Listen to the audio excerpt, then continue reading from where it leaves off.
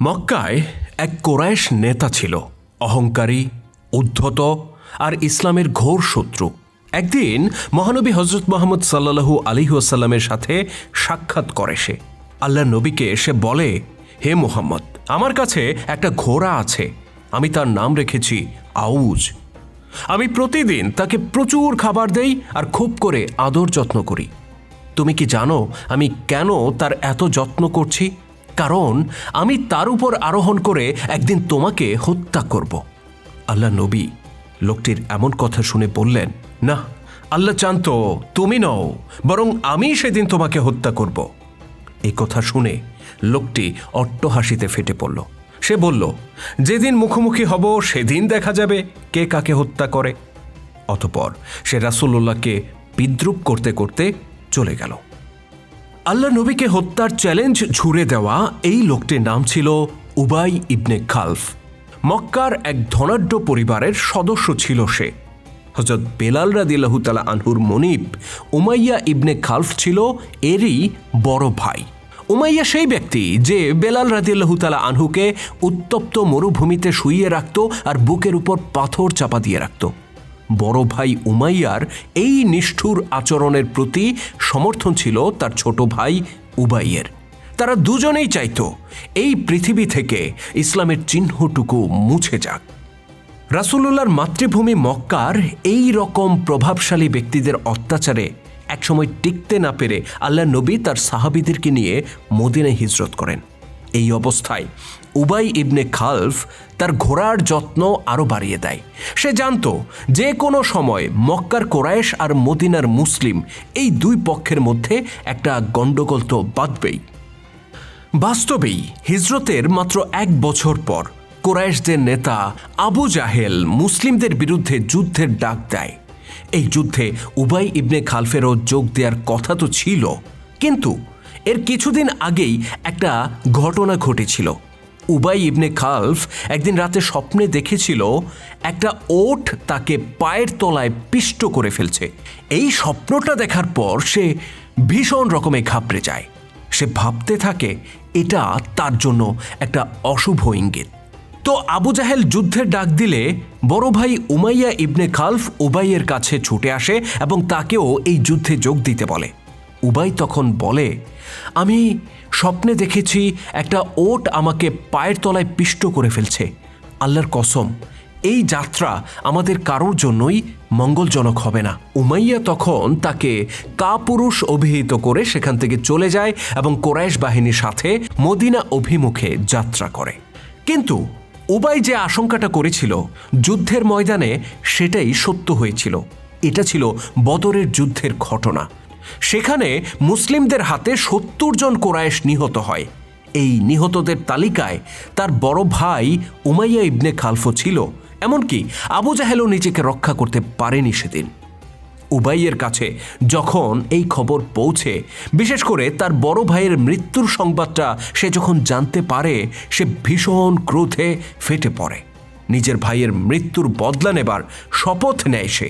উবাই বলে, আল্লাহর কসম করে বলছি, পরবর্তী যুদ্ধে আমি অবশ্যই যাব আর মুহাম্মদের মুখোমুখি হয়ে তাকে হত্যা করব।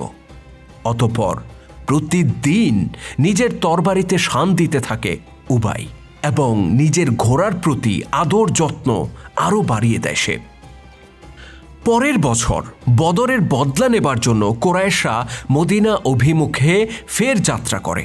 এটা ছিল উহুদের যুদ্ধযাত্রা। উবাই ইবনে খালফও এবার তাদের সঙ্গী হয়। একজন তাকে ঠাট্টা করে বলে, কি খবর ইবনে খালফ? তুমি তো বলতে তুমি মুহাম্মদকে হত্যা করবে। তুমি কি আসলে এটা করতে পারবে, নাকি আগের বারের মতো এবারও যুদ্ধ শুরু হওয়ার আগেই পালিয়ে আসবে?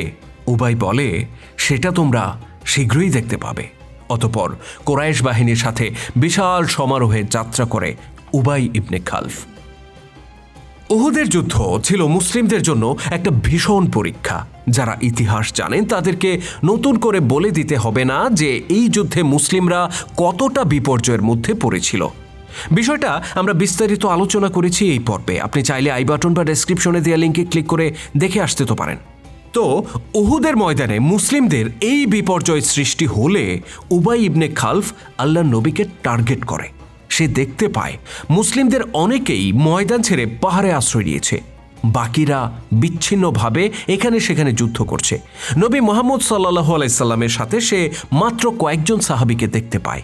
উবাই তখন মনে মনে ভাবে, এটাই তো সময়। সে রাসূলুল্লাহর উদ্দেশ্যে এগিয়ে যায়। এ সময় তার সঙ্গী ছিল আউস নামের সেই ঘোড়াটি যাকে সে এতকাল খাইয়ে দাইয়ে শক্তিশালী করে তুলেছিল। এদিকে রাসূলুল্লাহ সাল্লাল্লাহু আলাইহি ওয়াসাল্লামের পাশে থাকা সাহাবীরা দেখতে পান একজন কুরাইশ অশ্বারোহী এগিয়ে আসছে। তাকে চেনা তো যাচ্ছিল না, কিন্তু তার গতিবিধি ছিল বেশ আক্রমণাত্মক। হাতে তার উন্মুক্ত তরবারি, বুকে তার বর্ম আর মাথায় লোহার হেলমেট, আর ঘোড়াটি ছিল ভীষণ তেজি আর শক্তিশালী। খানিক দূরে থাকতেই লোকটি চিৎকার করে বলে, হে মুহাম্মদ, আজকে যদি তুমি বেঁচে যাও তাহলে আমার জীবনটাই ব্যর্থ হয়ে যাবে। সাহাবীরা লোকটির এই উদ্ধত কথা শুনে বললেন, ইয়া রাসূলুল্লাহ, আমাদেরকে অনুমতি দিন, ওই পাপিষ্ঠকে এখনই আমরা জাহান্নামে পৌঁছে দেই। আল্লাহ নবী তখন বললেন, না, এ হচ্ছে উবাই ইবনে খালফ, তাকে ছেড়ে দাও এবং আমার কাছে আসতে দাও। সাহাবীরা তখন সরে গেলেন।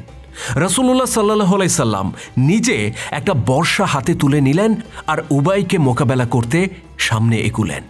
উবাইয়ের শরীর ছিল লোহার বর্মে আচ্ছাদিত, মাথায় ছিল লোহার হেলমেট।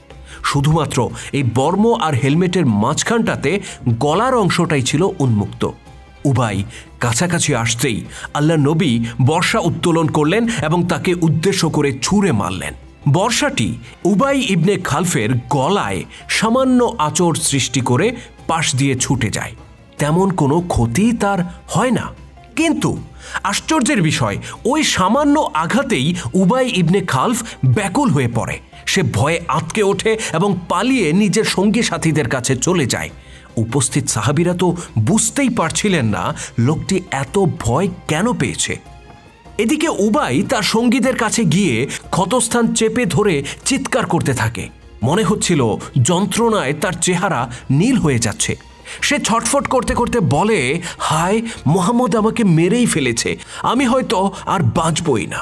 তার আতঙ্কিত সঙ্গী সাথীরা তখন দ্রুত তার ক্ষতস্থানটা পরীক্ষা করে দেখল। তারা বিস্ময়ের সাথে দেখল সামান্য রক্তপাতও সেখান থেকে হচ্ছে না। তারা বলল, ইবনে খালফ, কি পাগলের মতো করছো? সামান্য আঁচড় লেগেছে মাত্র, এক ফোঁটা রক্তও তো বের হচ্ছে না, তোমার এত ভয় পাওয়ার কি কারণ? কিন্তু কে শোনে কার কথা? উবাইয়ের সেই চিৎকার আর থামেই না। সে ওই একই কথা বলতে থাকে যে সে আর বাঁচবেই না। তার সঙ্গীরা তখন ভাবে সে হয়তো ভয়ে পাগলই হয়ে গেছে। এই ঘটনার পর কেটে যায় বেশ কয়েক ঘন্টা সময়। এরই মধ্যে কোরাইশ বাহিনী যুদ্ধ শেষ করে মক্কার পথে অনেক দূর এগিয়ে গেছে, কিন্তু উবাই ইবনে খালফের আতঙ্ক তখনও কাটে না। সে অস্ফুট কণ্ঠে তখনও ওই একই চিৎকার করে যাচ্ছে আর যন্ত্রণা প্রকাশ করে যাচ্ছে। এক পর্যায়ে তার সঙ্গীরা বিরক্ত হয়ে বলে, হে উবাই, তোমার লজ্জা হওয়া উচিত। আমাদের কত ব্যক্তি কতভাবে আহত হয়েছে, কারো হাত নেই, কারো পা নেই, কিন্তু কেউ তো তোমার মতো করছে না। উবাই তখন ষাঁড়ের মতো ফোঁপাতে ফোঁপাতে বলে, তার কসম করে বলছি, যার হাতে আমার প্রাণ, যে কষ্ট আমি অনুভব করছি তা যদি জিল মাজাজে বসবাসকারী সকল মানুষের মধ্যে বন্টন করে দেয়া হতো, তারা সবাই মারা যেত। তার সঙ্গীরা বলে, কিন্তু মুহাম্মদ তোমাকে কি এমন আঘাত করেছে যার জন্য তুমি এত কষ্ট পাচ্ছ? উবাই তখন বলে, হায়, তোমরা যদি জানতে, একদিন সে আমাকে বলেছিল আমাকে হত্যা করবে। আল্লাহর কসম, আজকে যদি সে আমার উপর থুতুও নিক্ষেপ করত তবু আমার প্রাণ বের হয়ে যেত। উবাইয়ের সাথীরা তার এই কথার কোনো তাৎপর্য তো বুঝতে পারে না। তারা অনেক কষ্টে তাকে সাথে করে মক্কার পথে এগিয়ে যায়। তবে উবাই ইবনে খালফের শেষ পর্যন্ত মক্কায় ফেরা হয় না। মক্কা থেকে 6 কিলোমিটার দূরে শারফ নামক স্থানে পৌঁছলে চিৎকার করতে করতে লোকটি মারা যায়। তার বিস্মিত সঙ্গী সাথীরা এই প্রশ্নের উত্তর কিছুতেই খুঁজে পাচ্ছিল না যে এতটুকু আঘাতে একজন মানুষের মৃত্যু কি করে হতে পারে। বস্তুত উবাই ইবনে খালফের এই পরিণতি তো সেদিনই লেখা হয়েছিল যেদিন সে আল্লাহর নবীকে হত্যার হুমকি দিয়েছিল, আর নবী বলেছিলেন, আল্লাহ চান তো তুমি নও, আমি তোমাকে হত্যা করব। আল্লাহ সেটাই চেয়েছিলেন। তাই ইবনে খালফের মৃত্যুর জন্য ওই আঁচড়টুকুই যথেষ্ট ছিল। মৃত্যুর আগে যে বিষয়টা সে নিজেও উপলব্ধি করতে পেরেছিল আর বলেছিল, মুহাম্মদ সাল্লাল্লাহু আলাইহি সাল্লাম যদি তার উপর থুতুও নিক্ষেপ করতেন তাতেও তার মৃত্যু হতো। ইসলামের গৌরবময় ইতিহাস নিয়ে নির্মিত ভিডিও চিত্র আমরা ধারাবাহিকভাবে তুলে ধরছি আমাদের চ্যানেলে। আপনি যদি নতুন হয়ে থাকেন তাহলে চ্যানেলটিতে সাবস্ক্রাইব করার অনুরোধ রইল। আর আজকের ভিডিওটি কেমন ছিল কমেন্ট করে জানাতে ভুলবেন না। যদি ভালো লেগে থাকে তাহলে অবশ্যই লাইক ও শেয়ার করে ছড়িয়ে দেওয়ার অনুরোধ রইল। আল্লাহ হাফেজ।